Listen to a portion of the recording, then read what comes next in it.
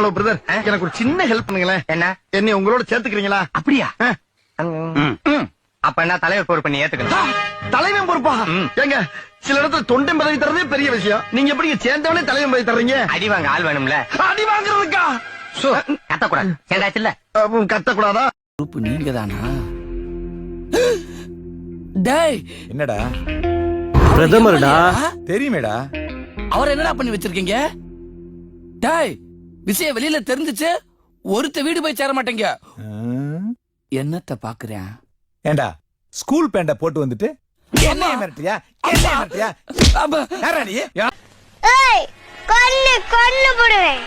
அப்பா திட்டினா கொன்னு விடுவேன்.